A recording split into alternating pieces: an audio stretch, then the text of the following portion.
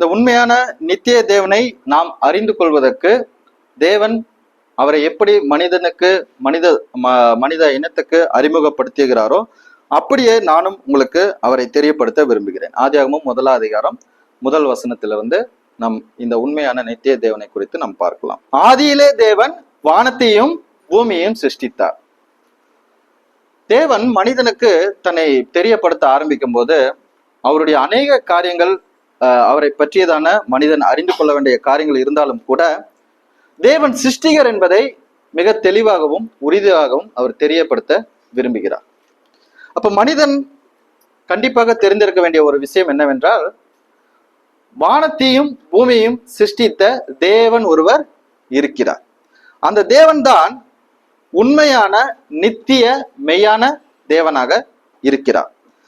நாம் பார்க்கிற வானத்துக்குரியவைகளையும் நாம் பார்க்கிற இந்த பூமிக்குரியவைகளையும் காணப்படுகிற காணப்படாத அனைத்தையுமே தேவன் 6 நாட்களிலே சிருஷ்டித்தார்.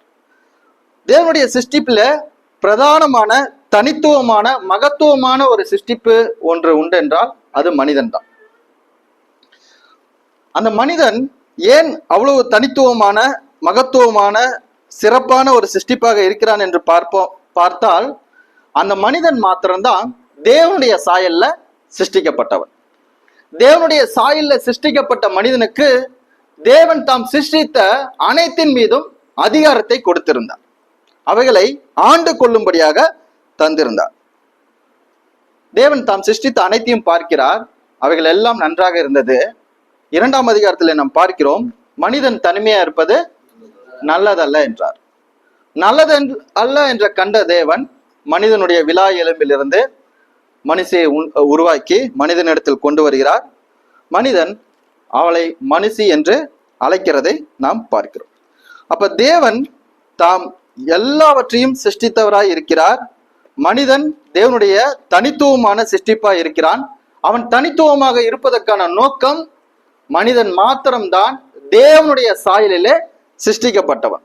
தேவனுடைய சாயலில் சிருஷ்டிக்கப்பட்ட மனிதன் ஆண் பெண் என்று இருவராக அவர்கள் என்ன பண்றாங்க, மனிதர்கள் சிருஷ்டிக்கப்படுகிறார்கள். அவர்கள் இருவருமே 6ஆம் நாளிலே அவங்க என்ன பண்றாங்க, சிருஷ்டிக்கப்படுறாங்க. தேவன் அவர்களை பூமி முழுவதையும் ஆண்டு கொள்ளும்படியாக அவர்களை ஆசீர்வதிக்கிறதையும் அவர்கள் பழுகி பெருகும்படியாக ஆசீர்வதிக்கிறதையும் பார்க்க முடிகிறது.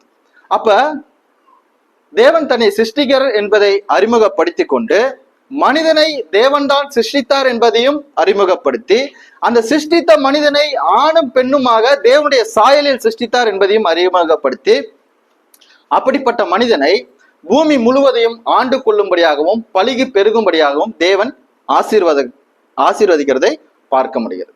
எப்ப மனித இனத்துக்கு தண்டனை வருகிறதுனா 3ஆம் அதிகாரத்துக்கு பின்புதான். 3ஆம் அதிகாரத்தில் நாம் பார்க்கிறோம், ஏதேன் எனும் தோட்டத்திலே பண்படுத்தவும் காக்கவும் மனிதனை தேவன் வைத்திருந்தார். ஆனால் ஏதேன் தோட்டத்திலே சர்பத்தின் ஊடாக சாத்தான் ஏவாளை வஞ்சித்து ஆதாமை வீழ்த்துகிறதை பார்க்கிறோம். ஆதாம் வீழ்த்தப்பட்ட பின்பு தேவனுடைய சாயலில் சிலவற்றை அவன் இழந்து போனான். இழந்து போனவன் ஏதேன் தோட்டத்திலிருந்து துரத்தி அடிக்கப்படுகிற நிலைக்கும் அவன் தள்ளப்படுகிறதை பார்க்கிறோம். அவர்கள் ஏதேனில் பாவம் செய்து ஏதேனிலிருந்து துரத்தடிக்கப்பட்டாலும் கூட அவர்கள் நம்பி விசுவாசிக்கும்படியான செய்தி தேவனால் உரைக்கப்பட்டது. உனக்கும் ஸ்திரீக்கும் உன் வித்துக்கும் அவள் வித்துக்கும் பகையை உண்டாக்குவேன் என்ற தேவன் தீர்க்க தரிசன சுவிசேஷ செய்தியை முன்னறிவித்திருந்தார். அப்ப தேவன் சிருஷ்டிகராய் இருக்கிறார். தேவன் தமது சாயலிலே மனிதனை சிருஷ்டித்தார். அவர்களை ஆணும் பெண்ணுமாக சிருஷ்டித்தார். அவர்களை பூமி முழுவதையும் ஆண்டு கொள்ளும்படியாக பழுகி பெருகும்படியாக ஆசீர்வதித்தார். ஆசீர்வதித்த நிலையிலே தேவனோட கூட அவன் ஐக்கியமாக இருந்த மனிதன் தன்னுடைய மீறுதலினாலே கீழ்ப்படியாமையினாலே பாவத்துக்கு உட்படுகிறான். தேவனுடைய சிருஷ்டிப்பா இருக்கக்கூடிய மனிதன் தேவனுடைய சாயலில் சிலவற்றை இழந்த போகிறான். இழந்த மனிதன் ஏதேனிலிருந்து துரத்தி அடிக்கப்படுகிறான். துரத்தி அடிக்கப்பட்ட போதும் கூட அவன் மீண்டுமாக விசுவாசத்தினாலே தேவனை நம்பி தேவனுடைய சாயலை பெற்றுக்கொள்வதற்கான ஒரு சுவிசேஷம் அந்த மனிதன் கேட்டிருந்தான். அந்த வார்த்தைகளை தான் ஆதியாகமம் 3:15 நம்ம என்ன பண்றாங்க, வாசிக்கிறோம். இப்ப நீங்க திருப்பிக் கொள்ளலாம். ரோமர் 3ஆம் அதிகாரம் வசனங்கள் 23, 24. ரோமர் 3ஆம் அதிகாரம் வசனங்கள் 23, 24. எல்லாரும் பாவம் செய்து தேவ மகிமை அற்றவர்களாகி. எல்லாரும் பாவம் செய்து, எல்லாரும்னா யாரெல்லாம்? ஆதாம் ஏவாளில் இருந்துதான் மனித இனம் தொடர்கிறது. ஆதாமுடைய மீறுதலினாலே அது பாவம் செய்யாதவர்களையும் அது ஆண்டு கொண்டது. தேவன் மனிதனை தேவனுடைய சாயலிலே சிருஷ்டித்தார். மனிதன், தேவனுடைய சாயலில் சிருஷ்டிக்கப்பட்ட மனிதன் தன்னுடைய கீழ்ப்படியாமையினாலே தேவனுடைய சாயலை இழந்து போனான். அவன் தேவனுடைய சாயலை இழந்து போன நிமித்தமாக முழு மனித இனமும் பாவத்துக்குட்பட்டு தேவனுடைய மகிமை அற்ற நிலைக்கு போனது. நான் சொல்ல வர விஷயம் புரியுதுங்களா? அப்ப தேவனுடைய மகிமையை மனிதன் இழந்து போன நிலையில இருக்கிறதை பார்க்கிறேன். 24 வாசிச்சிருங்களேன். இலவசமாய் அவருடைய கிருபையினாலே கிறிஸ்து இயேசுவில் உள்ள மீட்பை கொண்டு, அவருடைய கிருபையினாலே கிறிஸ்து இயேசுவில் உள்ள மீட்பை கொண்டு நீதிமான்கள் ஆக்கப்படுகிறார்கள். இயேசு கிறிஸ்துனுடைய கீழ்ப்படிதலினாலே மீண்டுமாய் அவரை விசுவாசிப்பதினாலே ஒரு மனிதன் அவருடைய கிருபையினாலே மீட்பை பெற்று அவன் மீண்டும் தேவனுடைய சாயலை பெற்று நீதிமான் ஆகிறான். அப்ப இழந்து போன மகிமையை மீண்டும் பெறுவதற்கு தேவன் தீர்க்கதரிசன சுவிசேஷ செய்தியை அறிவித்த அவருடைய வார்த்தைகளை நிறைவேற்றின இயேசு கிறிஸ்து ஒரு முக்கியமான காரணமாக இருக்கிறார். இயேசு கிறிஸ்து நிமித்தமாக பாவத்தில் விழுந்து போன நிலையில் இருந்த மனிதன் மீண்டுமாக தேவனுடைய சாயலை அவன் விசுவாசிப்பதனாலே பெற்றுக்கொண்டு தேவனை போல அவன் நீதிமானாக பரிசுத்தம் உள்ளவனாக அவன் வாழ முடியும். இதுதான் தேவன் நமக்கு, அதாவது வேதத்தின் மூலமாக இந்த மெய்யான தேவனை குறித்து வேதாமம் அறிவுறுத்துகிற காரியமாக இருக்கிறது. அப்ப எல்லாவற்றையும் தேவன் ஏன் சிருஷ்டித்தார்? மனிதனை ஏன் சிருஷ்டித்தார்? ஏன் மனிதன் பாவத்தில் விழணும்? ஏன் அவனை தேவன் மீட்கணும்? உங்ககிட்ட பதில் இருக்கா? தேவன் ஏன் எல்லாவற்றையும் சிருஷ்டிக்க வேண்டும்? தேவன் ஏன் மனிதனை சிருஷ்டிக்க வேண்டும்? ஏன் மனிதனுக்கான மீட்பின் திட்டத்தை அறிவிக்க வேண்டும்? ஏன் தேவன் மனிதனத்தினுடைய மீட்பராக தன்னுடைய சொந்த குமாரனை அனுப்ப வேண்டும்? ஏன் அவனை மீண்டுமாக தம்மிடத்தில் அவன் விசுவாசிப்பதனாலே சேர்த்துக் கொள்ள வேண்டும்? இந்த கேள்விகளுக்கு உங்களோட பதில் இருக்கிறதா?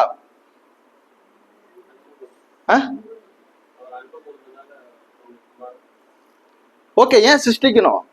அன்பு கூறுறது ஓகே, மனிதன் வந்ததுனால, தேவன் அன்பாவே இருக்கிறதுனால மனிதனிடத்துல அன்பு கூர்ந்தார். அவனை மீட்டு எடுக்க தேவன் சித்தமுடையவராக அவருடைய சொந்த குமாரனை நமக்காக நித்திய பலியாக பூமிக்கு அனுப்பினார். ஏன் தேவன் சிருஷ்டிக்கணும் மனிதனை? கிளாப் பண்ணிடலாமா? வெரி குட், சூப்பர், தேங்க்யூங்கா. இப்ப பாத்தீங்கன்னா சங்கீதம், சூப்பர் சூப்பர், அண்ணனுக்கு ஒரு கிளாப் பண்ணிடலாம், கரெக்டா சொல்றாங்க. ஓகே, தேங்க்யூண்ணா, தேங்க்யூ அம்மா. சங்கீதம், சரி, சங்கீதம் 19, 1 - 4 வரைக்கும் பாத்தீங்கன்னா தேவனுடைய சிருஷ்டிப்புகள் அனைத்துமே தன்னை சிருஷ்டித்த தேவனை மகிமைப்படுத்துகிறதாக, துதிக்கிறதாக இருக்கிறது. நீங்கள் அந்த வசனங்களை எடுத்து வாசிக்கும் போது தேவன் சிருஷ்டித்த வானங்கள் தேவனுடைய மகிமையை வெளிப்படுத்துகிறது. ஆகாய விரிவு அவருடைய கரங்களினுடைய கிரியையை அறிவிக்கிறது. பகலுக்கு பகல் வார்த்தையை பொழிகிறது. இரவுக்கு இரவு அறிவை தெரிவிக்கிறது. அவைகளுக்கு பேச்சும் இல்லை, வார்த்தையும் இல்லை, சத்தம் கேட்கப்படுகிறதும் இல்லை. ஆகிலும் அவைகளின் சத்தம் பூமி எங்கும், அவைகளின் வசனங்கள் பூச்சக்கரத்துக்கு கடைசி வரைக்கும் செல்லுகிறதா இருக்கிறது. சங்கீதம் 148, 4 - 6 வரைக்கும் வாசிக்கும் போது வாசிங்களேன். வானாதி வானங்களும் ஆகாய மண்டலம் மேலுள்ள தண்ணீர்களும் அவரை துதியுங்கள். அவைகள் கர்த்தரின் நாமத்தை துதிக்க கடவது.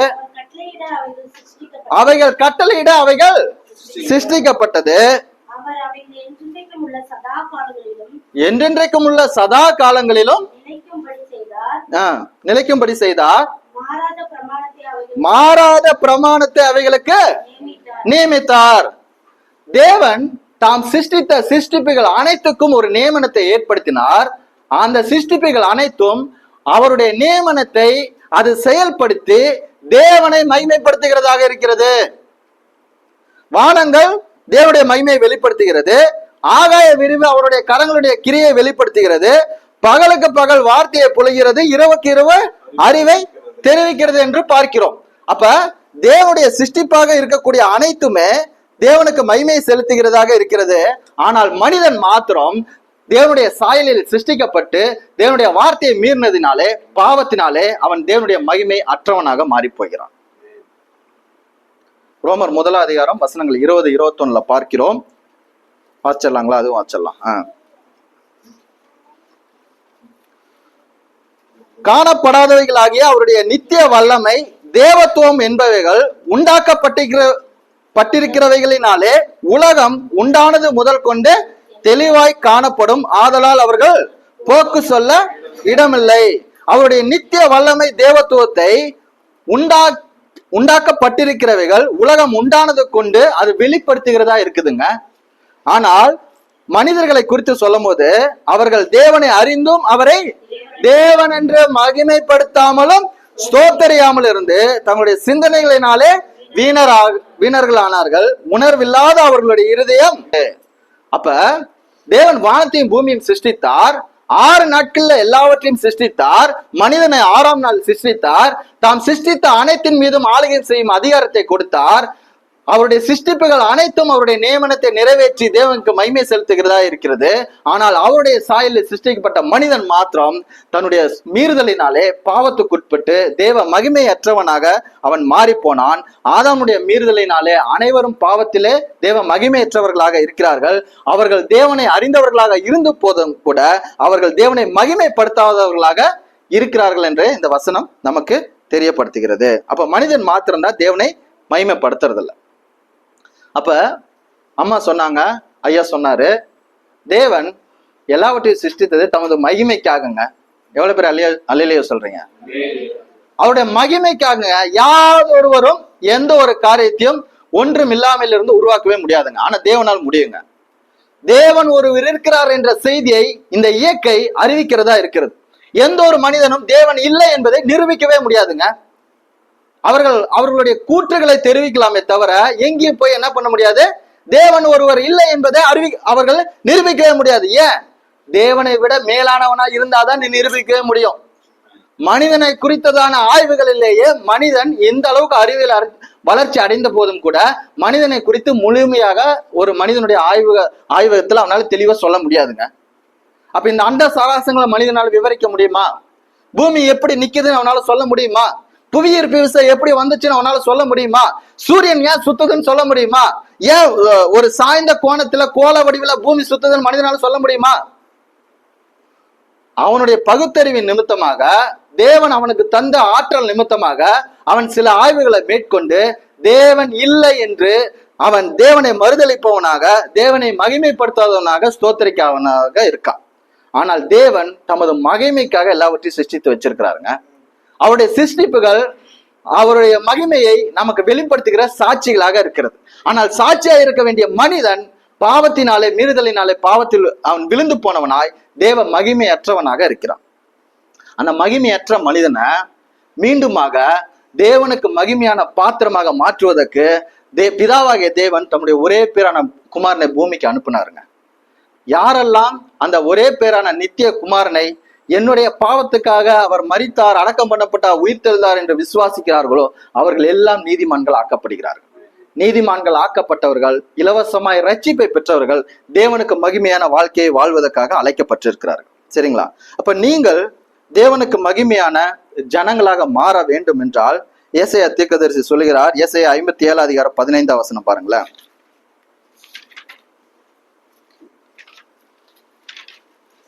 ஏசாயா 57 அதிகாரம் 15 வசனம்.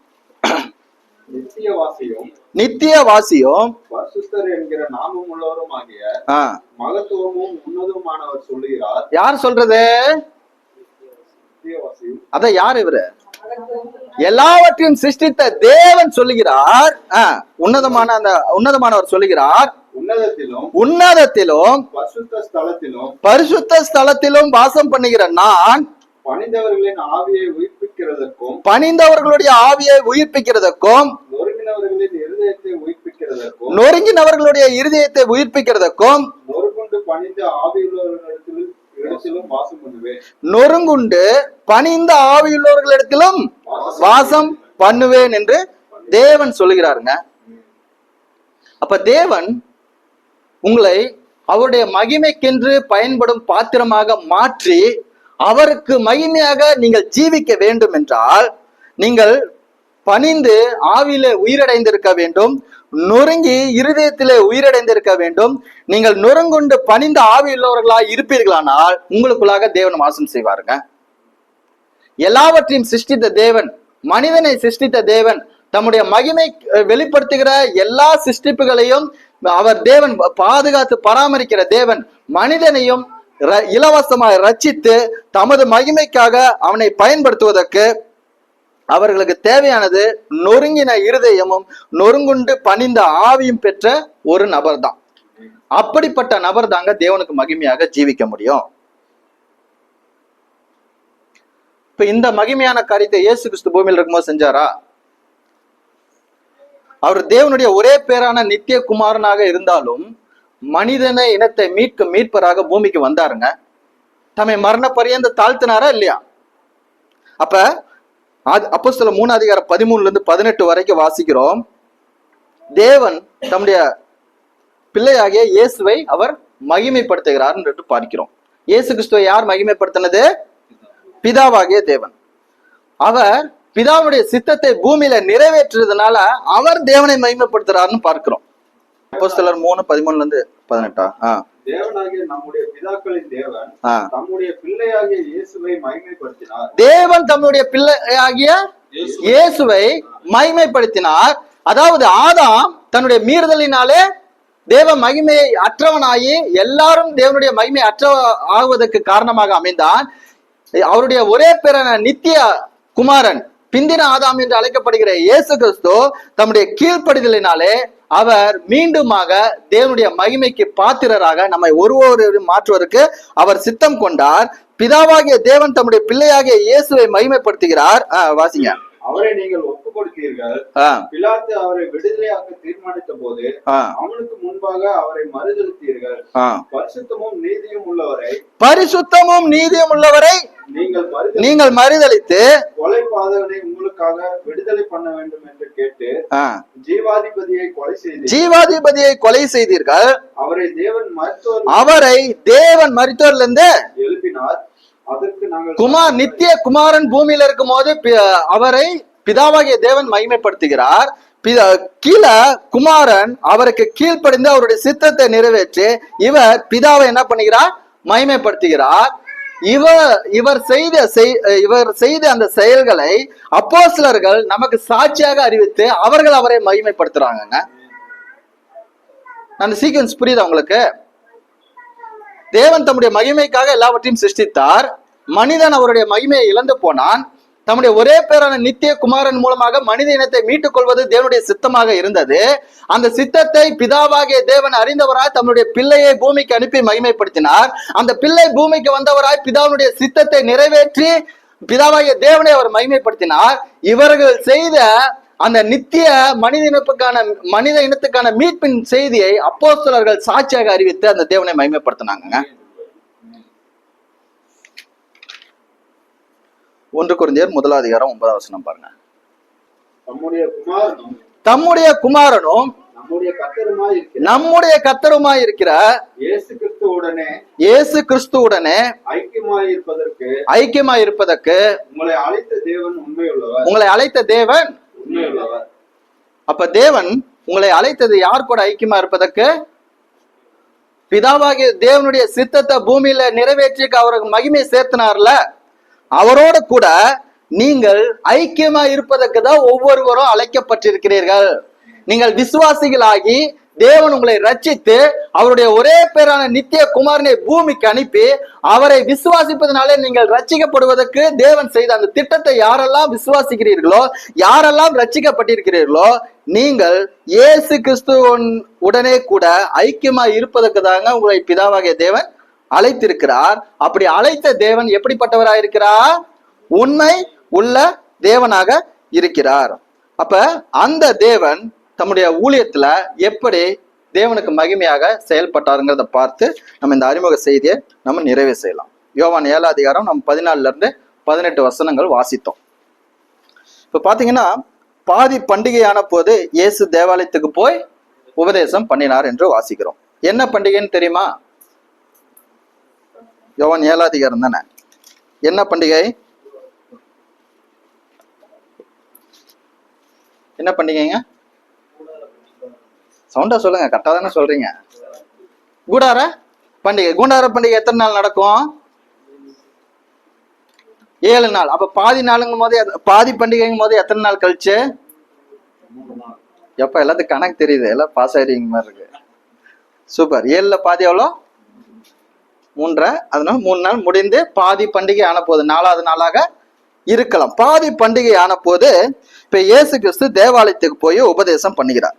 அவர் உபதேசம் பண்ண செய்தியை கேட்டு யூதர்கள் சொல்றாங்க, இவர் கல்லாதவரும் வேத எழுத்துக்களை கல்லாதவராய் இருந்தும் வேத எழுத்துக்களை எப்படி அறிந்திருக்கிறார் என்று ஆச்சரியப்பட்டார்கள் என்று பார்க்கிறோம்.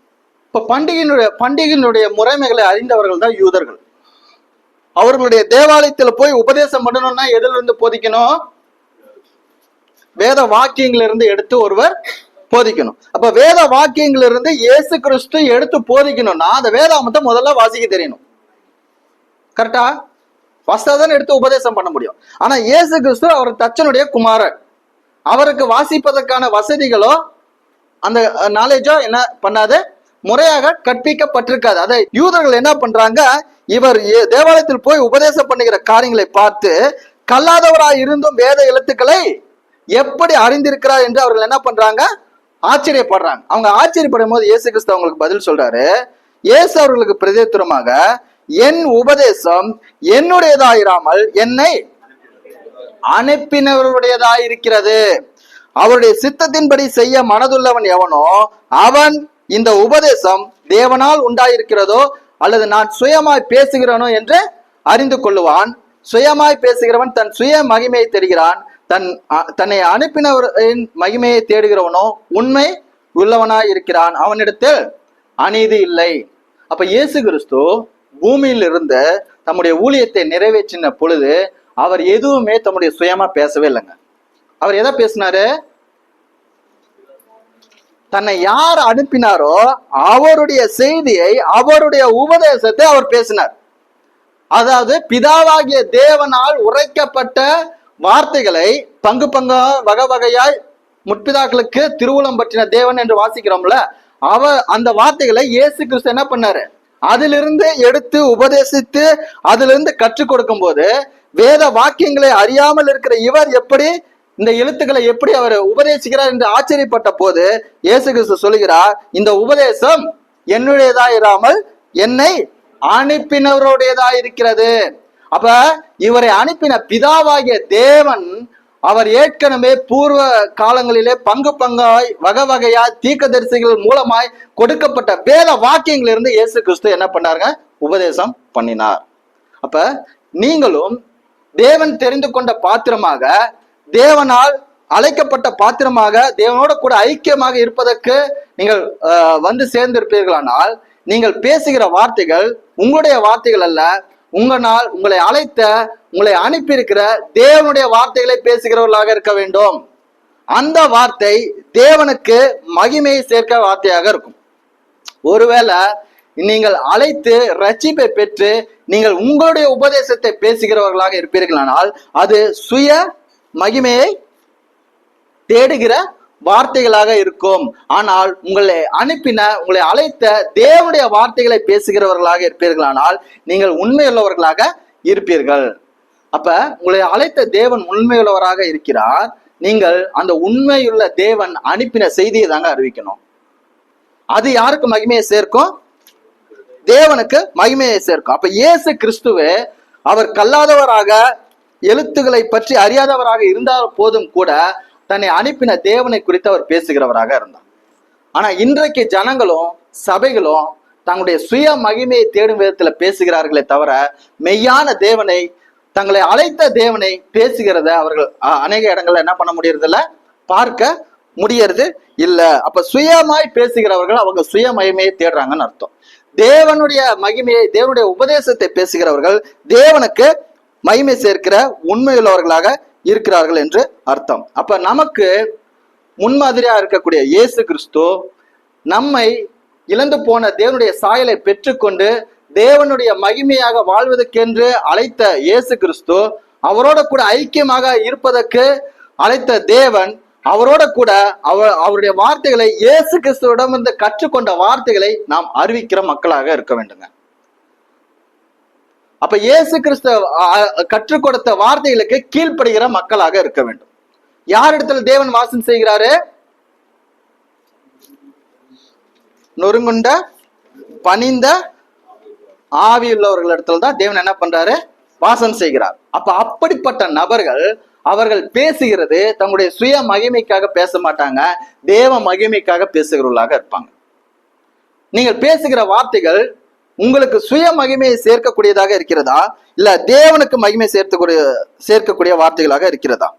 தேவனை பற்றி அறிவிக்கிறதும் தேவனுடைய சித்தத்தின்படி செய்வதும் தான் உண்மையான ஒரு மகிமையை செலுத்துகிற ஒரு பரிசுத்த வாழ்வா இருக்குங்க.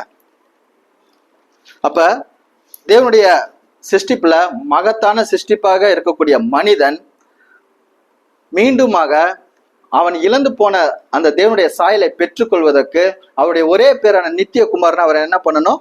ஒவ்வொருவரும் விசுவாசிக்க வேண்டும். விசுவாசிக்கிற ஒரு நபர் அந்த தேவனிடத்தில் சமாதானம் பெற்று கிறிஸ்துவோட கூட ஐக்கியமாகி அவருடைய வல்லமுள்ள வார்த்தையின் அடிப்படையில அவரை அறிவிக்கிற மக்களாக இருக்க வேண்டும்.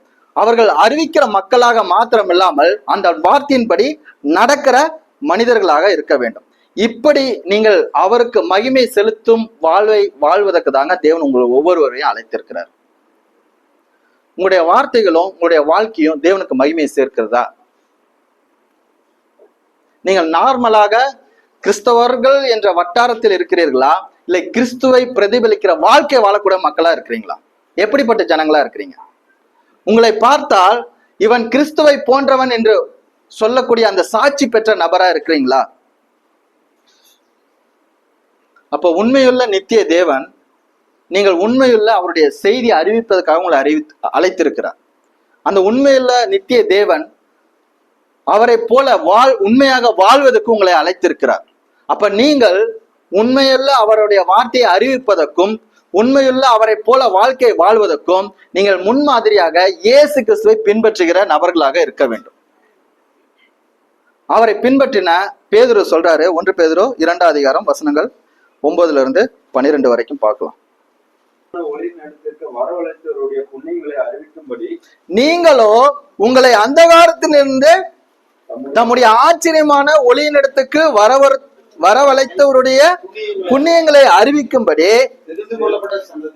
தெரிந்து கொள்ளப்பட்ட சந்ததியாயும் ராஜரீகமான ஆசாரிய கூட்டமாயும் பரிசுத்த ஜாதியாயும் அவருக்கு சொந்த ஜனமாயும் இருக்கிறீர்கள். நீங்கள் யாருடைய ஜனங்கள்?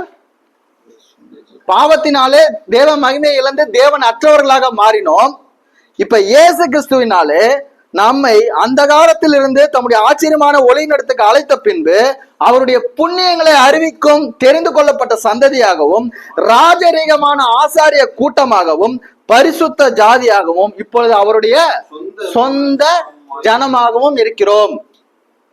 நீங்கள் கிறிஸ்துவோட ஐக்கியமாக இருந்து எப்படி கிறிஸ்து பூமியில் இருக்கும் போது பிதாவாகிய தேவனை அவர் கற்றுத்தந்த உபதேசத்தை அறிவித்து அவருக்கு மகிமையை செலுத்தினாரோ, அதே விதமாக நீங்கள் கிறிஸ்துவோடு ஐக்கியமாக இருந்து கிறிஸ்து உங்களுக்கு கற்பித்த போதனைகளை கை கொண்டு அதை அறிவிக்கும் போது நீங்கள் அவருடைய சொந்த ஜனமாக இருக்கிறீங்க.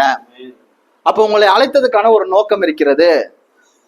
உங்களுக்கென்று தேவன் சில பொறுப்புகளை தந்திருக்கிறார். அந்த உண்மை அழைத்த தேவன் உண்மையுள்ளவர். அவர் எதிர்பார்ப்பதும் ஒரு உண்மையுள்ள மனிதனாக தேவன் விரும்புகிற அவருடைய நியமங்களை நீங்கள் கடைபிடித்து நிறைவேற்ற வேண்டும்ங்கிறத அவர் விரும்புறாருங்க.